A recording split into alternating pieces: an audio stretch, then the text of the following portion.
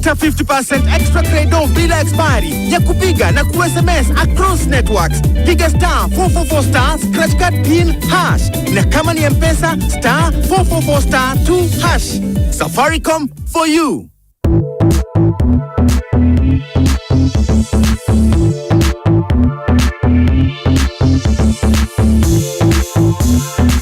We admit both self and government-sponsored students for our degree, diploma and certificate programs that are accredited by the Commission for University Education. Do not be left behind. For details on our online learning programs, log on to www.ztech.ac.ke and apply today for the September intake. ZTech University. Invent your future.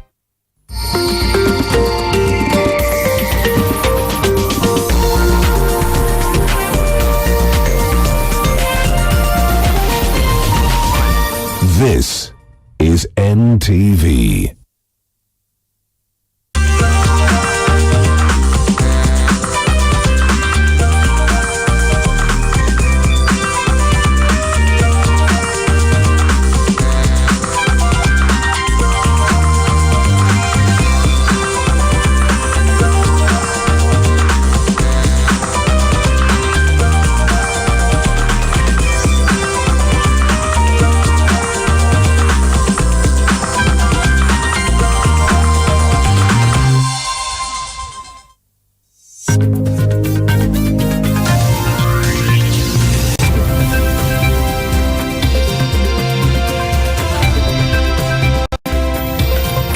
Good afternoon. My name is Olive Burrows and you're watching NTV at One. Well, just a day after NTV aired its expose COVID-19 millionaires, Health Cabinet Secretary Mutahi Kagwe is appearing before the Parliamentary Committee on Health to explain the expenditure around the pandemic. Let's listen in. For you to take responsibility on what is happening in the ministry. Very well. Madam Chair, can I separate two things for the benefit of my brother Kutuni? Let us separate the issue of responsibility and taking responsibility for the Ministry of Health, which I do very gladly, especially because I know the work that is going on there. I know the very able doctors and health workers who are on the front line of saving Kenyans today. And I'm so proud to be the person who is actually heading that team that is saving Kenyans, which is the ultimate real work that is going on in that ministry. So that is number one. It's a question of responsibility and is a question of the constitutional mandate to audit. The constitutional mandate to audit any document, any expenditure of money in this country is purely on two institutions: continuous audit by persons either seconded to the ministries as in ours. For example, let me give you a very good example.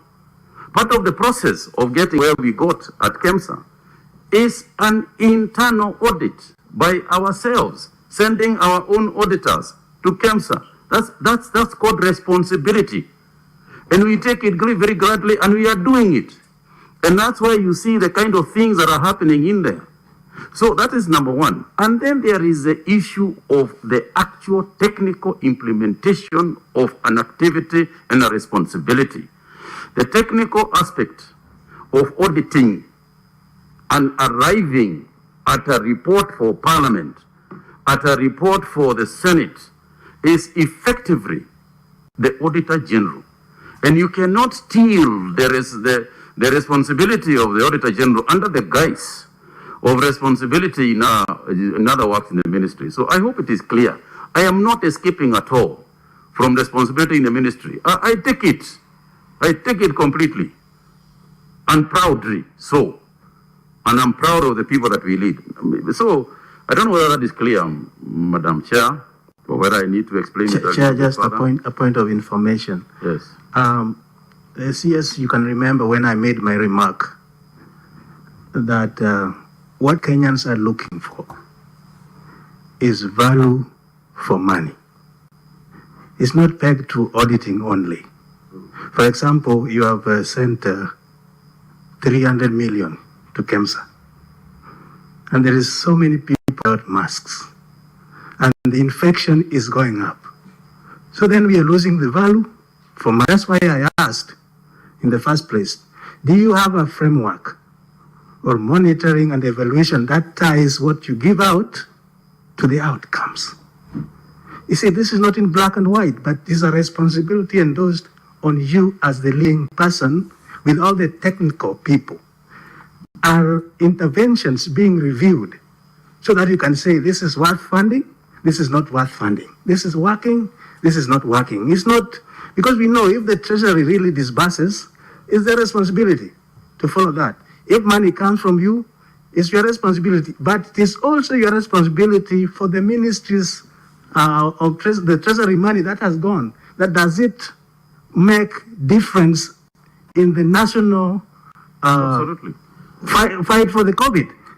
So all these are in your plate. I tell you, Mheshimiwa, through the chair, I think I have responded to that very clearly. I have made it very clear. We take responsibility for everything in our ministry. And as far as what you're talking about now is concerned, in terms of the formalities of the accounting procedures and so on, I also happen to have a true finance background. And I can confirm to you, we have got very clear procedures. We have got very clear finance and accounting procedures in terms of this is World Bank funding. We know the structures of the World Bank funding. This is Treasury funding. It is very clear that this is how the Treasury funds itself. It is very clear what our role in the whole matter is. And I agree with you.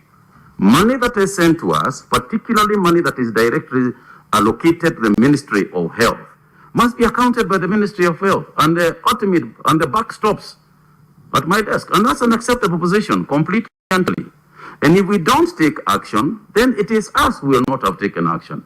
And sometimes when we take action, and people come and tell us, you are firing away my man, or you are firing away my cousin, and then we go back to square A. These are some of the issues we face, but with responsibility. And we do so with clarity as well. There is no mandateness in terms of what is supposed to happen and what is not supposed to happen. So clarity we have. So if I hope I'm clear now, because what I would hate to do is to walk out of here and you say that he didn't quite answer that. Let me make it clear. We have got input. Input being the amount of money that we sent to this institution or the other institution.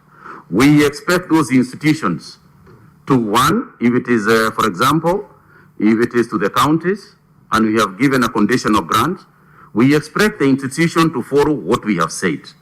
We will also expect to get a report from them, which is going to inform our accounting, ourselves, as far as the Treasury is concerned.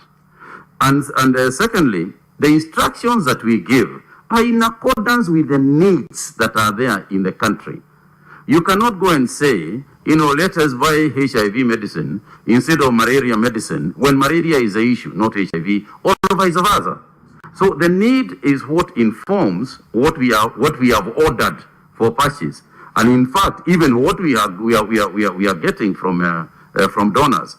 So, and I can tell you, Madam Chair, that the reason why these debates are going on currently is because we have done exactly that. We have unearthed ourselves. We are the ones who have unearthed some of the malpractices that might be going on and that are under investigation at the moment. But sometimes, if you go somewhere and you start an investigation with your own space, it is unassumed that it is somebody else who started the investigation and you're hiding something. We are the ones who are unearthing, not hiding. Madam Chair, just a follow-up on what Waziri said and what Honorable Wino was driving at. It's about the masks. I know about 3 months ago, Honorable Waziri, we sat with you through a Zoom meeting as we're passing the COVID regulations. And one of the issues that we passed for you as a ministry is that anybody who does not wear a mask will be committing an offense. And of course, an offense has a consequence in terms of a fine. As you drive in Nairobi and out of Nairobi to the counties, so many people are not wearing masks. And the reason is, many of them cannot afford a meal. So is it... The Cabinet Secretary for Health there, Mutahi Kagwe, appearing before the Parliamentary Committee on Health, saying some of the irregularities that have been highlighted in the media with regard to expenditure by the Ministry of Health, particularly with regard to the COVID-19 pandemic, have been unearthed by the ministry itself. Well, we keep an eye on that story as it develops. Now, to another hot topic this afternoon, and police have arrested Bomet Senator Christopher Langat and Samburu Senator Lutumbesi Lelegwe. Throughout the night, officers from the Directorate of Criminal Investigations camped at Senator Langat's house in Nyayo Estate in Embakasi here in Nairobi. Langat was finally arrested early in the morning in the presence of his lawyer Nelson Havi. The senator has been driven to the Nairobi area police headquarters. At the same time, police have also arrested, as we said, Samburu Senator Lutumbesi Lelegwe. Lelegwe is said to have been arrested while on his way to the Senate here in Nairobi. Besides that, right now, police officers are still camping at the home of the Kakamega Senator Cleopas Malala, and the officers have barricaded his house since last night, waiting for the senator to surrender. It is not yet clear why the security officers are after the three senators. The arrests come just a few hours before the Senate, or rather, the arrest came just a few hours before the Senate was set to debate the controversial county revenue allocation formula. Now, Vincent Odor has been following up on the debate in Senate. Vincent, if I have it correct, they've adjourned until 2:30 p.m. and why is that?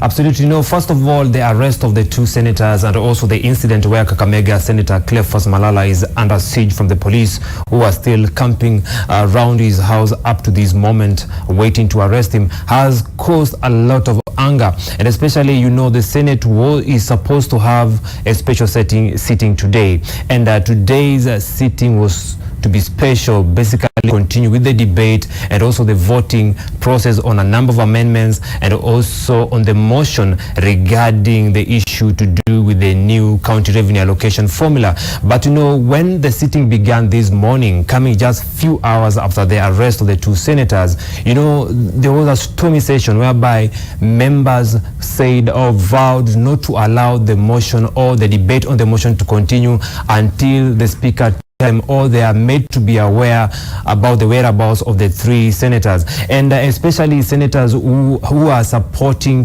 counties that are losing on the new formula really were very angry and stamped the authority, and the motion was introduced to adjourn the sitting until the three senators are produced before or on the floor of the House so that they can continue with the debate. And it was a very stormy debate in the morning, especially from those christened or termed as Team Kenya, and these are those who are supporting counties that are losing on the new formula. And most of the senators seem to have an agreement that they are saying that cannot allow legislators who are supposed to carry out their mandate on the floor of the House to be arrested based on that. Yet we don't know really why they were arrested, but a section of those senators were arguing that they were basically arrested so that they can sabotage the voting process of the House, because they are arguing they had the numbers to pass the amendments and also the way they wanted, and therefore they feel maybe the state is trying to use the police to try and reduce the numbers that they have. And therefore,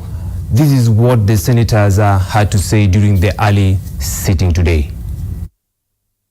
We must tell the President Uhuru Kenyatta that we will not allow this sort of thing. Cannot happen in Kenya in 2020. Mr. Speaker, we are calling upon you to adjourn this House. Tell the IG we need the senators here. And I want, Mr. Speaker, to state that I have spoken with my colleague, Senator Lelegwe, who has informed me that he has been sandwiched by police officers. They have blindfolded him. He cannot even tell me why he's being taken to. As we sit here to debate, this is not usual. These are very unusual times, Mr. Speaker. This morning, I have seen the exact same vehicle that I said had been trailing me. The Isuzu D-Max outside Senator Langat's house. The exact same vehicle. We are facing an assault on the constitutional order of this republic. Mr. Speaker, the integrity and the independence of Parliament is, Mr. Speaker, on trial. We cannot allow the democracy that this country has fought for to be clawed back.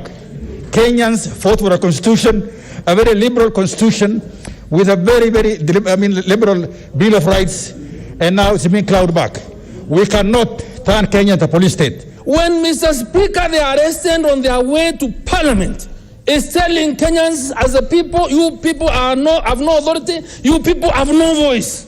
So, Mr. Speaker, the government that is listening to us today, let them know there are no situations that are permanent, Mr. Speaker. Let them know that you cannot subvert justice. Mr. Speaker, it cannot be by coincidence that the 3 senators who have been held incommunicado belong to a certain persuasion on the matter of the division of revenue among the 47 counties. It cannot, Mr. Speaker, be a coincidence. Mr. Speaker, what is happening today, and I will say it as it is an attempt, a very archaic attempt to rig the vote before it is taken. The adjournment motion was put to vote and the ayes had it, whereby now the Speaker had to adjourn the sitting and also directed the Committee on National Security, the Senate Committee on National Security, to convene immediately and also meet all the concerned parties to be able to get information regarding the 3 senators and thereafter make a report and report back to the House at 2:30 p.m. And therefore another sitting will, so the senators will reconvene at 2:30 and we'll be expecting to get the report from the Committee on Security on the whereabouts of the 3 senators. And now this is what is going to happen today on the floor of the House. You know, last time the members who are supporting counties who are losing on the new formula were able to pass the amendments on the Committee on Finance report, whereby they were arguing that at least 270 billion shillings be shared equally to all the 47 counties, and then the remaining of the 316 billion shillings be also shared based on indexes like population, poverty level, and also the status of sectors like agriculture and health in sharing those resources. Now, there is another amendment that has been proposed or submitted by nominated Senator Petronila Were, which is seeking now to increase the revenue allocated to counties to 348 billion shillings. But now in the amendment, she is arguing that before the government gets to get that 348 billion shillings, what should happen right now is that the 316.5 billion shillings be shared based on the current formula, which is the second generation basis for sharing those allocations. And therefore, that is what will be before the House this afternoon. And it will be based on vote depending on which amendments will pass, and therefore all these amendments will automatically be able to alter the report by the Committee on Finance that is based or pegged on the proposals made by the Commission on Revenue Allocation, and also this is a formula that is backed by the government. And therefore in the afternoon, we are going to have also another stormy session whereby the 2 camps, one led by Majority Whip Irungu Kangata and the other one calling themselves Team Kenya, led by Murkomen and the team, they are going to square it out on the floor of the House. And this will be the 9th time now the Senate is trying to have a consensus and have a new formula that can be used to share 316.5 billion shillings to the 47 counties. That is it for now. All right, thank you, Vincent. All these amendments have me turned around, and the debate in Senate this morning was quite heated as they sought an adjournment, of course, following the night-long siege on the Bomet senators' residence, as we heard from Vincent there. The siege continues at the home of Senator Malala, and the Samburu Senator Lelegwe was arrested on his way to Senate, according to the debate in Parliament this morning. And notably, we had Senator Murkomen challenge Senator Orengo, telling him that the revolution devoured him and now it's his turn. What do you make of those comments? The handle is at NTV Kenya. Now, tragically, the body of a 16-year-old girl was found in the house of an alleged lover in Bukuma village, Busia County, leading to investigations that seek to understand the circumstances that led to her death. Preliminary investigations indicate that the girl committed suicide by hanging herself using a bedsheet after the young man rejected her proposal to cohabitate with her. The man is said to have left his house in protest only to discover the body upon his arrival back home. The Form 2 girl at Bukuma Secondary School was reported missing by her guardians earlier in the month. Her body was taken to Sega Mortuary in Siaya, awaiting postmortem and further investigations.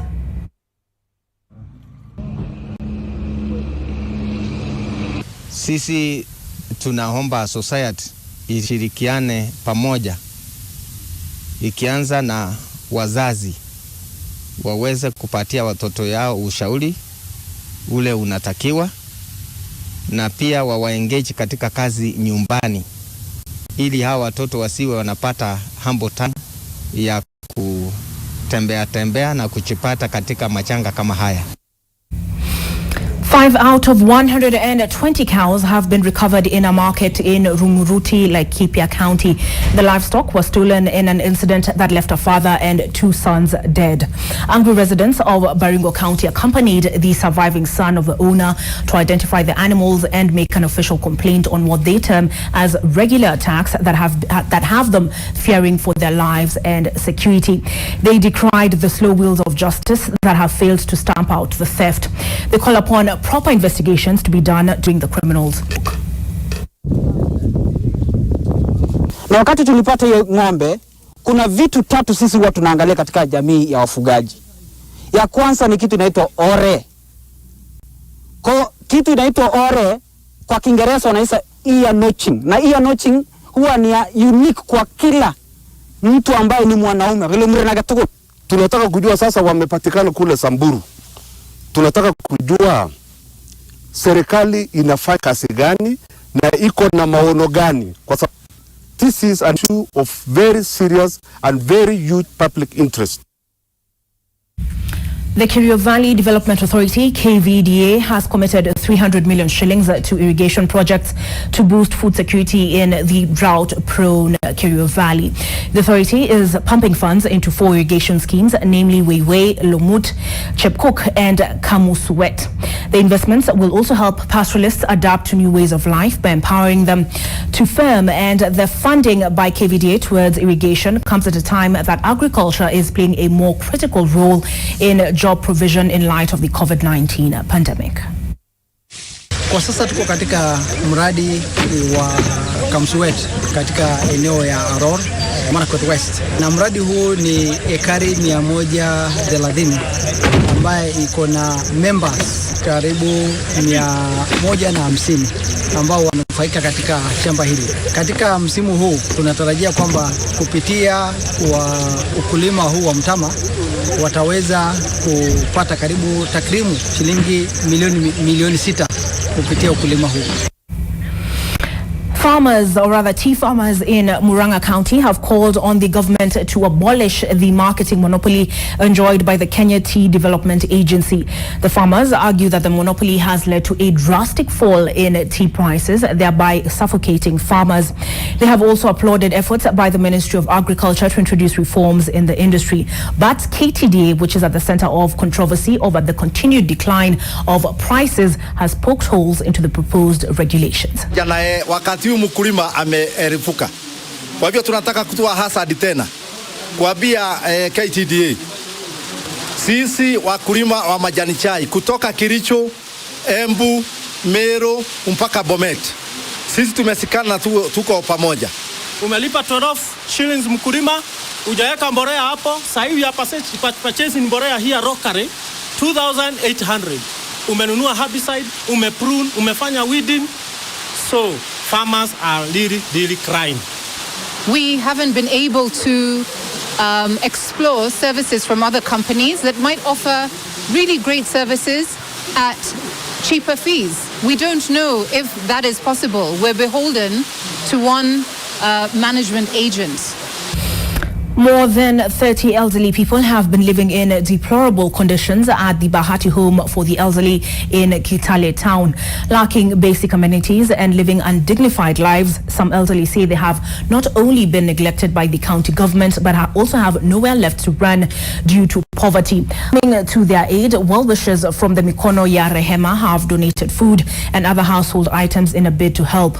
The home, neglected by the county government, has old and condemned buildings that pose danger to the lives of the elderly. Hivi vinyumba vyetu vile vimekaa sana na familia kukaa. Pili, ile kitu kiliko hapa, hatuna hospitali, hatuna chakula hapa. These rooms are bedrooms, they are living spaces, there are kitchens, there are also washrooms. Because these people don't have sufficient water, they don't have sufficient sanitation.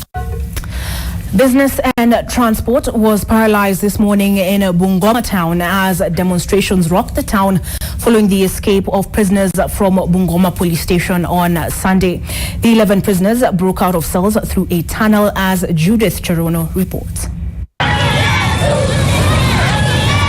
Locals took to the streets along the busy Moi Street carrying placards and twigs. They also staged a sit-down at Bungoma Police Station's main gate to demand justice for the late Michael Gacheshe Karuga, who is said to have been murdered 2 months ago. The deceased Karuga owned Shell Petrol Station along the Bungoma-Kandui Highway, was shot dead at Karinget Hotel near Bungoma Bus Park in June 2020 by his assailants, who rode on a motorbike and stole 2 million shillings from him. Tunajua ya kwamba mtu wetu hawezi rudi, lakini tunataka haki ifanyike. Watu wakienda nje, sisi tuko na hakika gani kwamba tuko salama?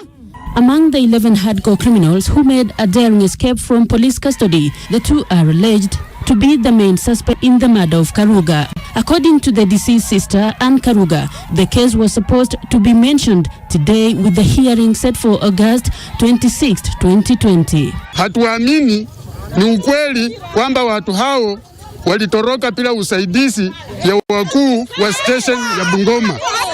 Jambo ambalo tunataka kuomba serikali ni kwamba tunataka uchunguzi wa kina. Mkiniruhusu, hii petition mumeleta, nipeane kwa wakubwa wangu na ofisi zile zote zinahusika.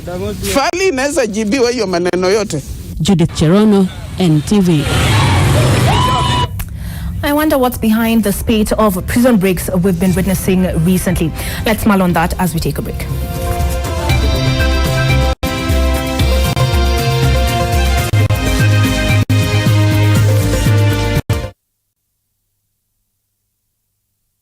Is witnessing increased positive cases of coronavirus. The Ministry of Health is advising the public to embrace home-based isolation and care of all patients without underlying conditions and those with mild or no symptoms. According to the home-based isolation and care guidelines, asymptomatic patients need at least 10 days to end their isolation from the date they had their first COVID test. They must not have developed symptoms since their positive test. Symptomatic patients should end their isolation when they have had no fever for at least 72 hours. By then, all other symptoms should have improved and at least 10 days have passed since their symptoms first appeared. If the patient's situation worsens, call 719 for an ambulance. For further information on the guidelines, check the Ministry of Health website www.health.go.ke. Komesha Corona, okoa maisha.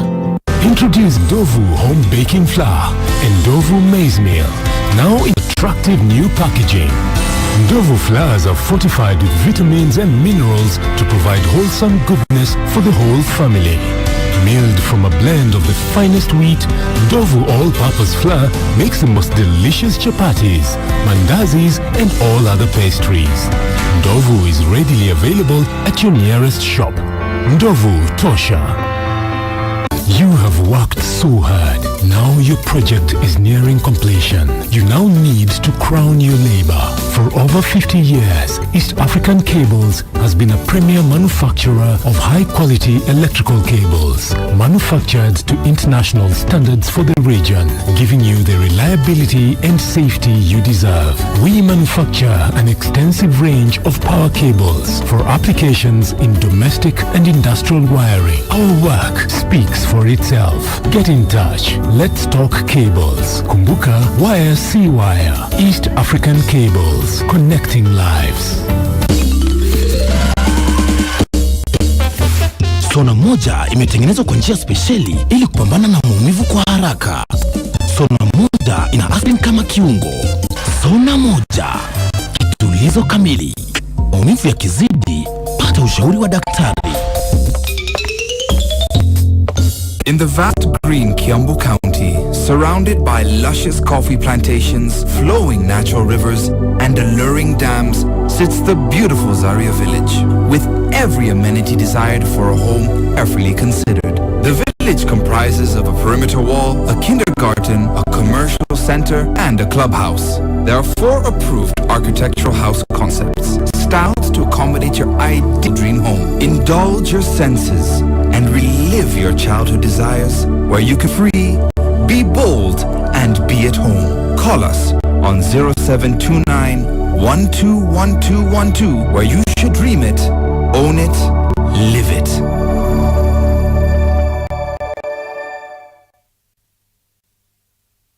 At no other time has our motto, invent your future, meant more than now. As the world adapts to the new normal, no other institution is more prepared, more in touch, and more in tune with the needs of its students. As we stayed home and kept safe, learning never stopped here at Zetech University. Online classes mean savings in time and money, discounted fees, free bundles, and timely graduation. Guided by passion, our aim is to deliver the highest quality of education. We admit both self and government-sponsored students for our degree, diploma, and certificate programs that are accredited by the Commission for University Education. Do not be left behind. For details on our online learning programs, log on to www.zetech.ac.ke and apply today for the September intake. Zetech University. Invent your future. In our daily fast-paced life, pain always slows us down. And to fight pain effectively and quick, act fast. Parafast tablets. Parafast contains paracetamol, which relieves pain and fever. Put a tablet of Parafast in a half-full glass of water, let it dissolve and drink the solution. Parafast has a pleasant orange flavor. Parafast gives you quick relief from headache, fever, menstrual pain, muscle pains, and backaches. Act fast with Parafast tablets. Available in all leading chemists. If symptoms persist, seek medical advice. Come over. Wacha nikupikie Chef Ramsey.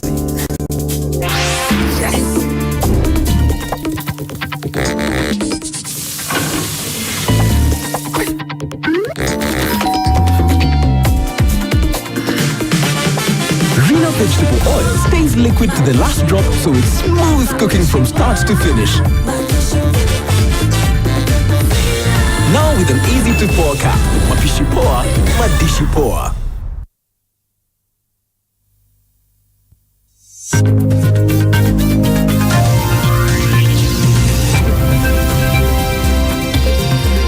Thank you for staying with us on NTV at One. Now let's take a look at what's making news internationally. Now 10 civilians and 1 police officer were killed in a gun and bomb attack by Al-Shabaab fighters on an upscale beachfront hotel in Somalia's capital on Sunday. Security forces took 4 hours to regain control of the elite hotel in the Lido Beach area of Mogadishu after 5 assailants stormed it early Sunday evening. It is still not clear how Somali security forces managed to end the siege on the hotel and kill the assailants, who at one point were said to have taken hostages. Early on Sunday, while the siege was still ongoing, one of the assailants died in the car bomb explosion that kicked off the attack, and 2 others had died in a shootout. Ambulance workers at the scene reported that at least 28 people were wounded. Has been killed today, passed away in the accident. In the attack was 16, 11 of Somali civilians and 5 of tourists. The other remaining was 13 wounded or injured persons. Witnesses said the attack began with a heavy explosion and people ran from the area as gunfire could be heard from the hotel, which is frequented by government officials. The dead included government official Abdi Razak Abdi, who worked at the Information Ministry. Al-Shabaab said they carried out the attack according to a statement translated by the Site Intelligence Group. The statement claimed its fighters took control of the hotel in the martyrdom-seeking operation. Somalia plunged into chaos after the 1991 overthrow of then-President Said Barre's military regime, leading to years of clan warfare, followed by the rise of Al-Shabaab, which once controlled large parts of the country and Mogadishu. Al-Shabaab was driven out of the capital in 2011, but its militants continued to wage war against the government, carrying out regular attacks. A cruise ship, MSC Grandiosa, has set sail in the Mediterranean Sea, becoming the very first one to do so since the grounding of liners in March on account of the COVID-19 pandemic. The departure of the MSC Grandiosa from Italy's western port city of Genoa marks the first major cruise ship to set sail in the Mediterranean since the worldwide grounding of liners in March. The ship left the northwestern port city of Genoa with more liners expected to to follow suit after Italy lifted the ban that has paralyzed operations for cruise companies for 6 months. New protocols have been put in place to test passengers and to ensure that possible contagion is controlled as quickly as possible. I think there is an excess of concern about COVID, a disease that in fact no longer exists, or at least no longer causes death. It's more in our heads than in reality. I have carefully analyzed the health protocol. I think it's accurate that it makes the cruise a safer holiday than any other. I hope I don't test positive from the swab test because I really want to take part in this cruise, so it will be a shame. I'm happy to do the swab because so far I haven't done it.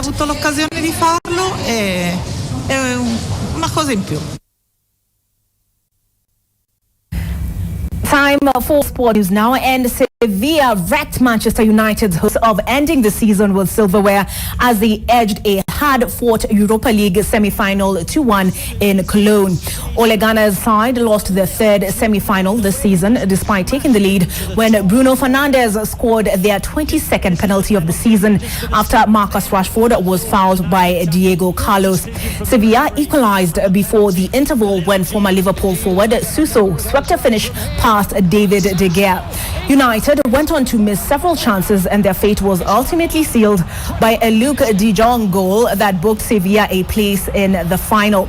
The Spanish side finds out who they will face in the final when Inter Milan play Shakhtar in the second semi tonight.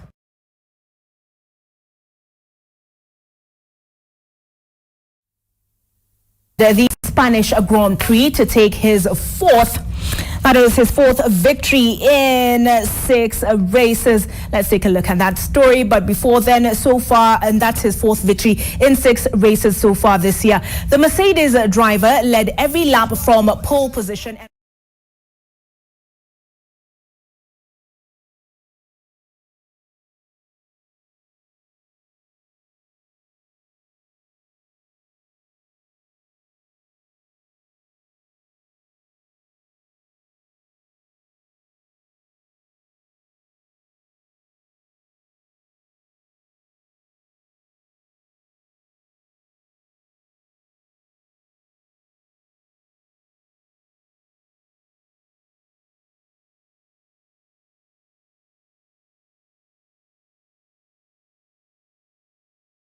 Congratulations to him. Well, that ends NTV at 1. We will be bringing you more news at 7 and at 9. But before then, any live event that you should know about, you'll catch on NTV. My name is Olive Burrows.